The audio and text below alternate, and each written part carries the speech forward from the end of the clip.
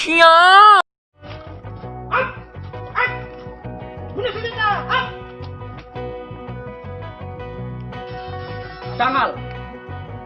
Tanggal 2 bulan 3 tahun 2020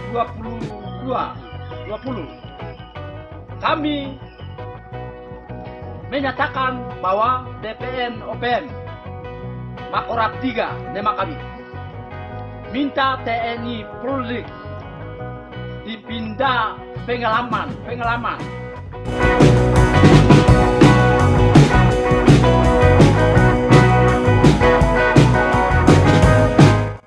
Benarkah KKB TPN PB, OPM, berani berperang terbuka berhadapan dengan TNI Polri?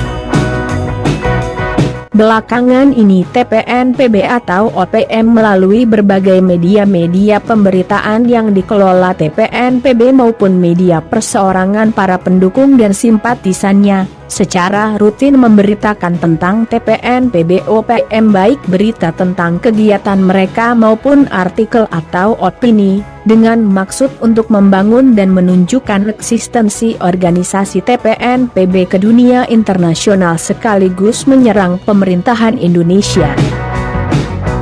Untuk menyerang pemerintah, TPN PB atau OPM sering membuat rilis dan pemberitaan yang tidak jelas bahkan terkesan hoaks yang justru menjatuhkan kredibilitas TPN PB itu sendiri.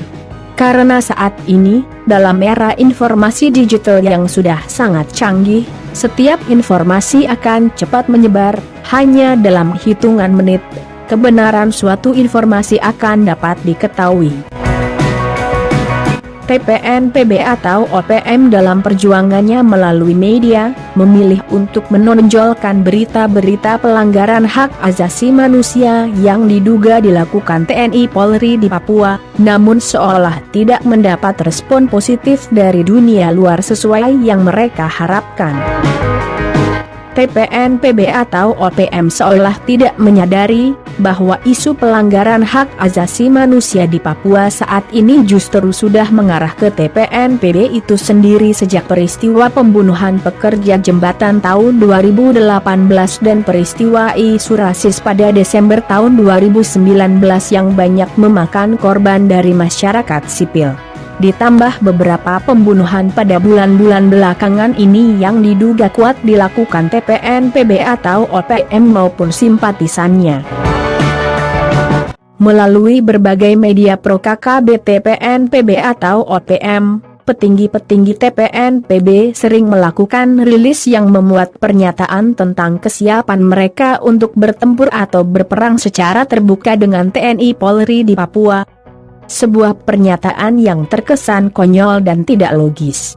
Pernyataan yang sia-sia, yang tidak mungkin bisa membangun semangat militan para pendukung dan simpatisan TPN PB secara fakta. Karena mereka tahu dan sadar, untuk melawan TNI Polri secara total dan terbuka adalah hal yang naif dan tidak mungkin. Karena perimbangan kekuatan militer yang jauh tidak seimbang, baik persenjataan maupun jumlah pasukan. Selama ini kita tahu, TPN PB atau OPM dalam melakukan aksinya hanya dengan memanfaatkan berbagai kesempatan saja. Menyerang prajurit TNI Polri pada saat lengah atau pada saat bertugas melayani masyarakat, kemudian menghilang, melarikan diri ke dalam hutan atau bersembunyi dengan bertamengkan masyarakat.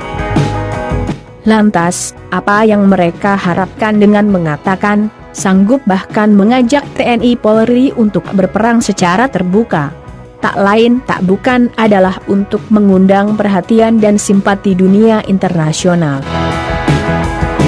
Mereka akan memanfaatkan momen-momen tertentu untuk menunjukkan keberadaan mereka termasuk momen menjelang sidang PBB.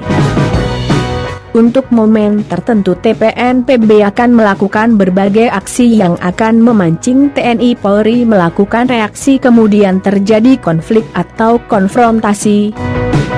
Pada saat yang sama para elit TPN PB melalui medianya akan berteriak-teriak ke dunia internasional bahwa di Papua sedang terjadi pelanggaran HAM oleh TNI Polri. Suatu trik politik yang sudah usang dan mudah terbaca. Sebenarnya, saat ini ada dilema menyangkut penanganan KKBTPN-PB atau OPM di Papua. Sebahagian besar masyarakat menginginkan agar kelompok kriminal bersenjata di Papua diliteraturkan dengan sebutan teroris, karena sebahagian besar literatur atau kriteria tentang penyebutan teroris sudah terpenuhi dengan melihat berbagai aksi yang dilakukan KKBTPN-PB. Jika pemerintah Indonesia mau memasukkan KKBTPN-PB sebagai teroris, maka penanganan atau penumpasan kelompok kriminal TPN-PB tidak perlu memakan waktu yang lama serta tidak akan menimbulkan korban yang banyak dari pasukan TNI Polri maupun dari masyarakat sipil. Sesuai aturan, untuk penanggulangan terorisme tidak ada aturan pembatasan jenis maupun kekuatan persenjataan. Semua jenis persenjataan dapat digunakan. Seluruh negara di dunia sudah menyepakati bahwa teroris adalah musuh bersama yang harus diberantas dengan segala kekuatan persenjataan yang ada.